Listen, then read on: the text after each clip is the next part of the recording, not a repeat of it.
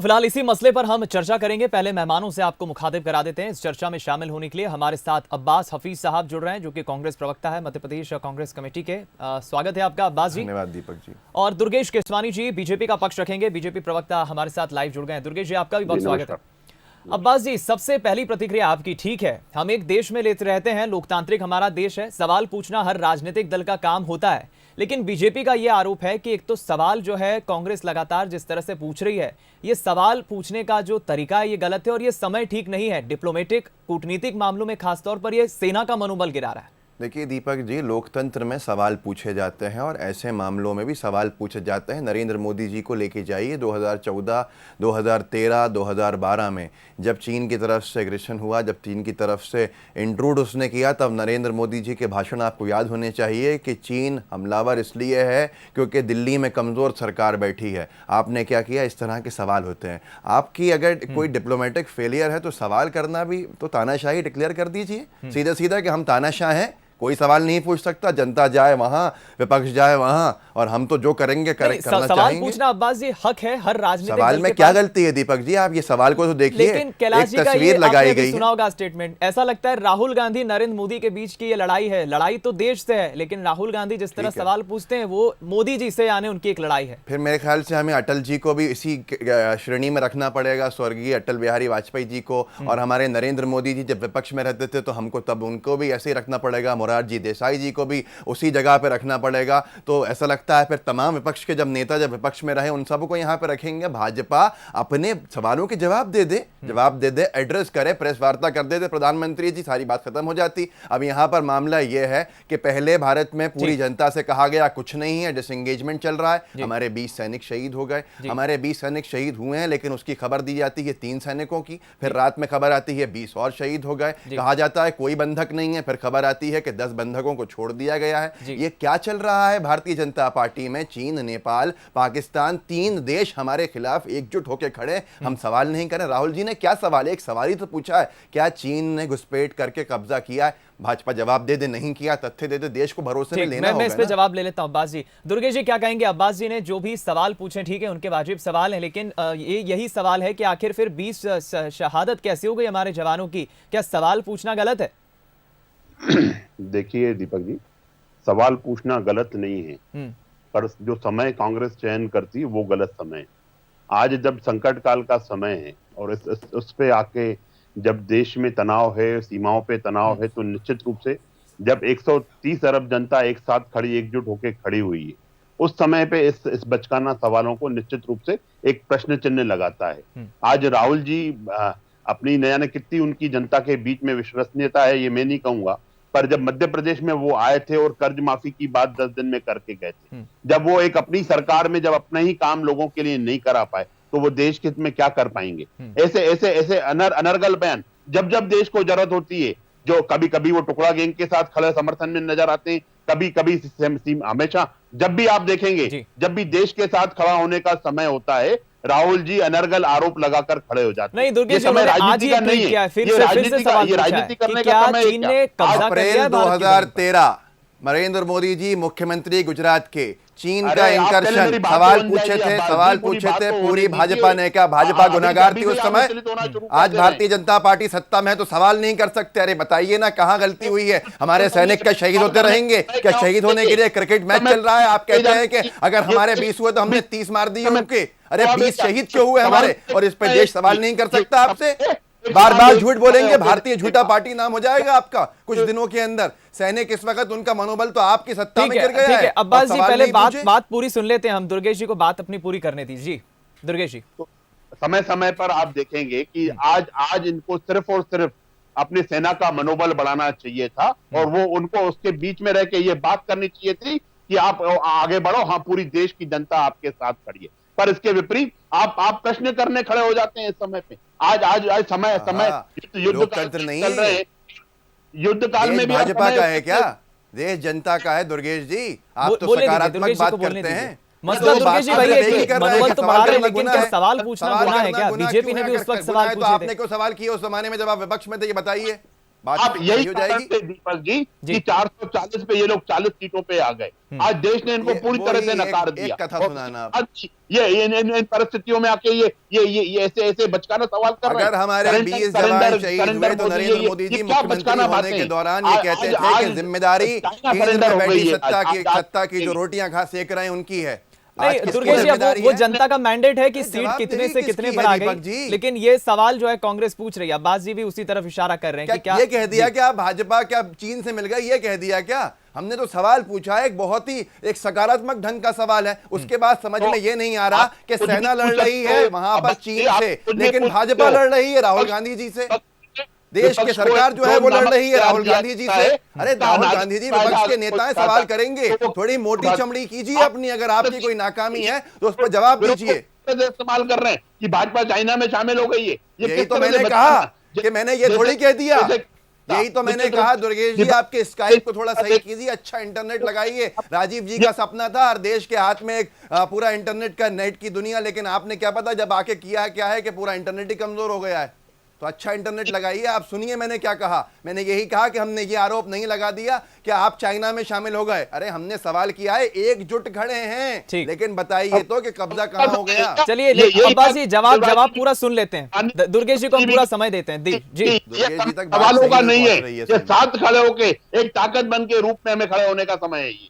ये तानाशाही नहीं है दुर्गेश जी। अगर आप नाकाम होंगे, हमारे सैनिक आपकी नाकामी की वजह से शहीद होंगे, तो आप देश के ऊपर नहीं है, आप सेवा के लिए चुने गए हैं देश की। तो सवाल किए जाएंगे आपसे कि कहां चूक हो गई। अच्छा अब्बास जी, अब कांग्रेस आखिर क्या चाहती? ठीक है सवाल पूछना वाजिब है, लेकिन कांग्रेस ये चाहती है, दीपक जी बहुत अच्छा सवाल किया, सकारात्मक सवाल है। कांग्रेस ये चाहती है कि देश को एड्रेस करें प्रधानमंत्री मोदी जी देश के मुद्दों के ऊपर, और देश को भरोसे में लें, और हमारे सेना के जवानों का मनोबल बढ़ाएं, और सैनिकों की सुरक्षा की जिम्मेदारी लें। जवाबदेही मुकर्रर हो, और भारतीय जनता पार्टी की सरकार सवालों से नहीं बच सकती है। जवाब दे दे, सवाल खत्म हो जाएंगे। अरे अपने देश के लिए सवाल पूछ रहे हैं और अच्छे अंदाज में पूछ रहे हैं। अब्बास जी, जवाब 3 देने दिन में पहले तकलीफ मोदी जी ने तो एड्रेस किया, देशवासियों को संबोधित किया, और उन्होंने कहा कि हम मुंह तोड़ जवाब दें और शहादत व्यर्थ नहीं जाएगी। बहुत अच्छी बात दीपक जी, आप सुनिएगा, आप प्ले कर दीजिए। अगर चीन का नाम लेके निंदा की हो राजनाथ सिंह जी ने और नरेंद्र मोदी जी ने, तो मैं मान जाऊंगा जो दुर्गेश केसवानी जी कह रहे हैं अपने एड्रेस के अंदर। चीन का नाम तक नहीं लिया, क्यों नहीं लिया भाई? किस बात का डर है? हम इतने शक्तिशाली देश के अंदर हैं,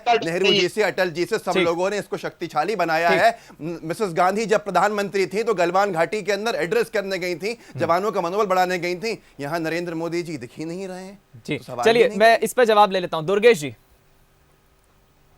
देखिए दीपक जी, कहीं कोई वो नहीं है। माननीय अभी शरद जी ने आपके सामने जो बयान दिया, अभी की करंट घटना है कि चीन की सेनाएं पीछे जा रही, और निश्चित रूप से जब देश में आज पूरे देश को माननीय मोदी जी पर विश्वास है, पूरा विश्व उनको वैश्विक नेता के रूप में अपना रहा है, पर ये इस समय पे कांग्रेस के नेताओं के द्वारा ये बचकाने सवाल, आज आप सवाल, जब युद्ध समाप्त हो जाएगा, जब बातें कंट्रोल में हो जाएगी, तब आप सवाल करिए ना, तब आपके सवाल उसका औचित्य बनता है। पर आज जब सेनाएं एक दूसरे के सामने खड़ी हैं, उस समय पे ये मनोबल सेना का गिराने की बात हो रही है। आप चाहते हैं कि हम लोग जैसे आपने 1962 में जब अक्साई चीन पे कब्जा हुआ था, तब आप पीछे हट गए थे। कोरकोरम पास में जब 1963 चीन ने कब्जा किया, तब आपने क्या किया था?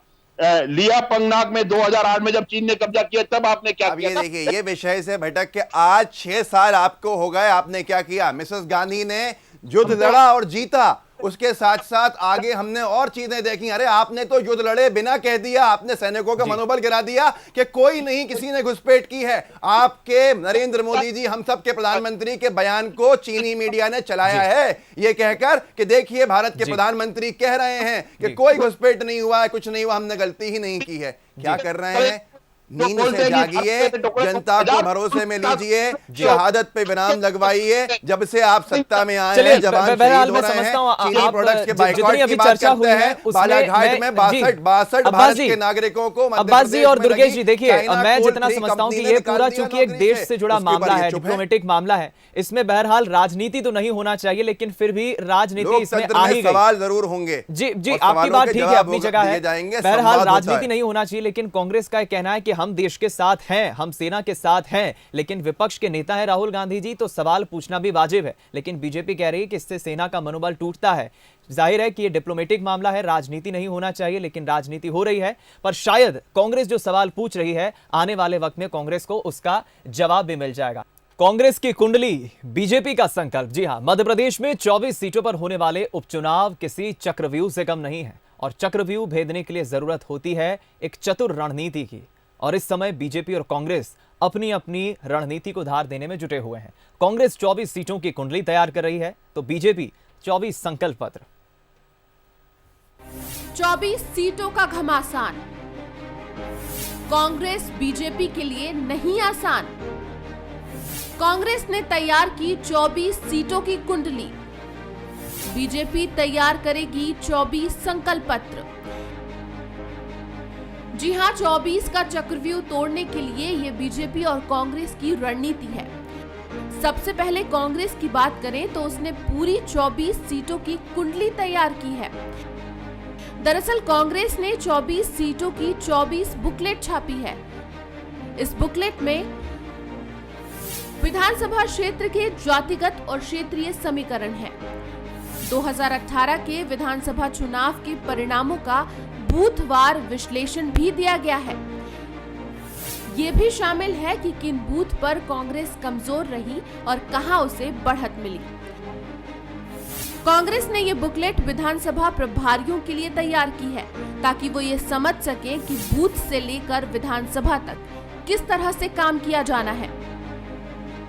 ये हमारी पार्टी का आंतरिक मामला है, क्योंकि जिन लोगों को प्रभारी बनाया है उनको उस विधानसभा क्षेत्र की जानकारी, कितने बूथों की संख्या हो, पिछले परिणाम क्या रहे, क्या प्रमुख निर्णायक वहाँ के मुद्दे हैं, किस मुद्दों को प्राथमिकता से हमें उठाना है, वहाँ क्या असफलता है, क्या विफलता है, पुराने जनप्रतिनिधियों ने कौन कौन से विकास कार्य करे नहीं करे, कौन सी कमी रही, ये सब विस्तृत उसका जानकारी दी गई है, ताकि जो भी प्रभारी बने उसका अध्ययन करे, उस हिसाब से तैयारी करें।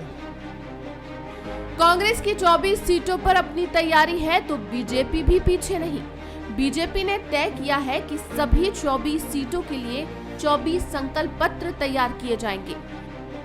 इस संकल्प पत्र में क्षेत्र के हिसाब से मुद्दे शामिल रहेंगे। ये 24 चुनाव अलग अलग विधानसभाओं के चुनाव हैं, ये आम चुनाव नहीं है। स्वाभाविक तौर पर हर विधानसभा क्षेत्र के लोगों की एस्पिरेशंस अलग हो सकती हैं, अपेक्षाएं अलग हो सकती हैं, ज़रूरतें अलग हो सकती हैं, और इसीलिए उन्हीं पर केंद्रित हम अपना मैनिफेस्टो जारी करेंगे। साफ है कि कांग्रेस और बीजेपी दोनों के लिए एक एक सीट महत्वपूर्ण है। 24 सीटों पर होने वाले उपचुनाव मध्य प्रदेश की सरकार का भविष्य तय करने वाले चुनाव है, इसलिए बीजेपी और कांग्रेस इन्हें गंभीरता से ले रही है। दोनों ही दलों की तरफ से रणनीति बनाई जा रही है। अब किसकी रणनीति कामयाब रहेगी, उपचुनाव के नतीजे तय करेंगे। कैमरा पर्सन पंकज तोमर के साथ कोमल शर्मा, बंसल न्यूज, भोपाल। तो दोनों ही राजनीतिक दल इस चक्रव्यूह को भेदने में जुटे हुए हैं, और एक बार फिर हम चर्चा की तरफ लौटते हैं। दोनों मेहमान हमारे साथ बने ही हुए हैं। अब्बास जी, पहला मैं आप ही से सवाल करूंगा कि मुझे 2018 के विधानसभा चुनाव याद आ रहे हैं। उस वक्त तो 230 सीटों पर चुनाव हुए थे, लेकिन अभी उपचुनाव 24 सीटों पर हो रहे हैं, और ये काफी दिलचस्प नजर आ रहे हैं। उस वक्त के विधानसभा चुनाव से कांग्रेस कह तो रही है कि हम चक्रव्यूह भेद देंगे, पर अब तो बुकलेट भी छाप ली 24 सीटों पर। देखिए, वो तो हमारी इंटरनल स्ट्रैटेजी की बुकलेट है कि कहाँ कितनी मेहनत चाहिए, कहाँ क्या मुद्दे हैं, कहाँ पर क्या काम हुआ है, क्या नहीं हुआ, 15 साल में क्या मुद्दे रहे और 15 महीने में उसका कैसे समाधान निकाला। तो वो तो प्रभारी जो पूरी टीम है उसके लिए है, जो प्रभार जिसके पास है, और इस तरह से रणनीति बनाने के लिए आसान होगी। पर दीपक जी, भारतीय जनता पार्टी को संकल्प पत्र निकालने की क्या ज़रूरत पड़ गई, जबकि उसने दृष्टि पत्र अपना जारी किया ही था 2018 के चुनाव में। वही जनता के बीच में दोबारा ले जाएं। अभी भी आप देखिए, कल शिवराज सिंह चौहान जी ने, दीपक जी, जो वीडियो कॉन्फ्रेंसिंग के माध्यम से बिजली के उपभोक्ताओं से चर्चा की, तो यही 24 विधानसभाएं थीं। मतलब भाजपा की सरकार इस कोरोना महामारी के दौरान पूरे जिलों को छोड़कर 24 विधानसभा पर केंद्रित हो गई। अरे ये सत्ता में आए हैं, इनकी जवाबदेही है, इनकी जिम्मेदारी है। 200 लोगों को लेकर आते हैं तथाकथित सदस्यता अभियान चलाने के लिए रेड जोन भोपाल के अंदर, हर विधानसभा का वहां वापस चला जाता है। वो किस तरह से से कोरोना पे कंट्रोल होगा, इनके लिए पूरा चुनावी मोड है शुरू से, जो बहुत गलत है। और ये जो है गलती बहुत भारी पड़ने वाली है इनके ऊपर। दृष्टि पत्र की एक आखिरी बात कह दूं, हमारे माननीय श्री दिग्विजय सिंह जी ने जब विजन डॉक्यूमेंट जारी किया था भोपाल लोकसभा के हिसाब से, अपने निजी उसके ऊपर, पार्टी का अलग था, उनका एक लोकसभा के हिसाब से था, उसकी नकल में साध्वी प्रज्ञा सिंह ठाकुर ने भी किया था जारी, दृष्टि पत्र नाम था। कहां का कौन सी दृष्टि पड़ी उनकी अभी तक उसके ऊपर, वो दिखी भी नहीं। तो ये 24 विधानसभा के मतदाता अच्छे से जानते हैं। अब्बास जी से मैं जवाब ले लेता हूं। अब्बास जी, दुर्गेश जी, आखिर बीजेपी को अब क्या जरूरत पड़ गई संकल्प की?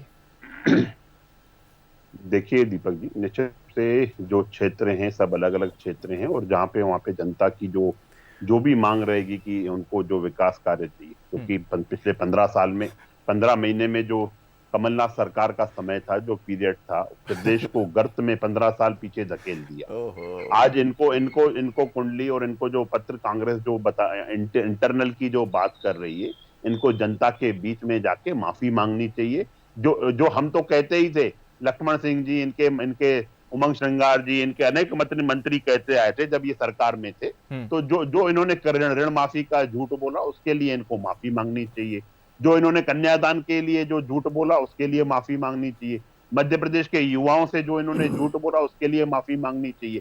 स्कूटी लैपटॉप देने की बात करने, जो जन कल्याण की योजनाएं बंद कर दी उसके लिए माफी मांगनी चाहिए। इन 15 महीने में इस सरकार ने सिर्फ और सिर्फ आईफा और आईटी की चिंता की, इसके अलावा इनके पास कोई चिंता नहीं थी। जो इन्होंने चुनाव से पूर्व में, क्योंकि वो मिक्स्ड मैंडेट मिला था। नहीं, पर दुर्गेश जी, सवाल ये है कि आपको आखिर जरूरत क्या पड़ गई इस तरह से सभी 24 सीटों पर ये इस तरह से संकल्प पत्र जारी करने की?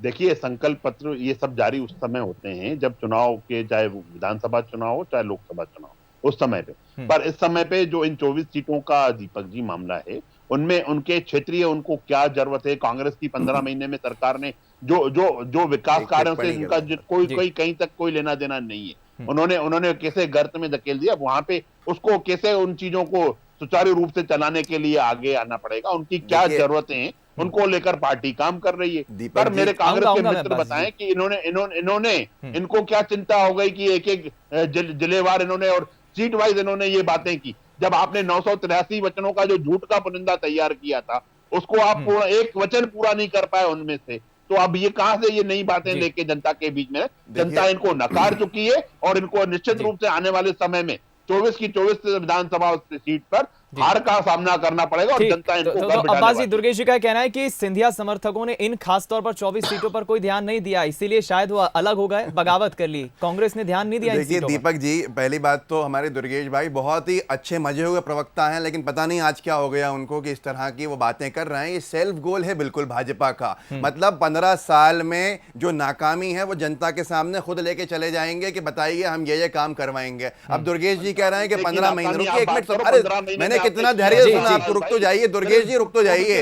अब ये कह रहे हैं कि 15 महीने, जवाब ले रहा हूं, उसी पर कह रहे हैं कि 15 महीने हमने काम करके पीछे 15 साल धकेल दिया। तो देखिए संकल्प पत्र में क्या होगा, पुलियाएं बनाने का, सड़कें बनाने का, ट्रांसफार्मर लगाने का, और कहीं ना कहीं नदी का काम। तो क्या हम ट्रांसफार्मर उखाड़ के ले गए? क्या हम रोडों में गड्ढे करके चले गए 15 महीने में इनकी बनाई हुई? क्या हम इस तरह से इनका पूरा जो विकास किया था वो उजाड़ दिया हमने 15 महीने में? कितनी हास्यास्पद बात है। 15 साल में कहते थे कि अब अब्बास जी, समय कम है अब्बास जी, मैं इस पर छोटी सी टिप्पणी ले लेता हूं दुर्गेश जी की। मध्य प्रदेश था। दुर्गेश जी की मैं टिप्पणी ले लेता हूं अब्बास जी। जी दुर्गेश जी, बेहद संक्षेप में। ये बिजली नहीं दे पाए इन 15 महीनों में। हम अनेकों बार आपके चैनलों पे बिजली की समस्या को लेकर बैठे, तो ये 15 साल में हम नहीं, हम इन 24 सीटों की बात कर रहे हैं। जी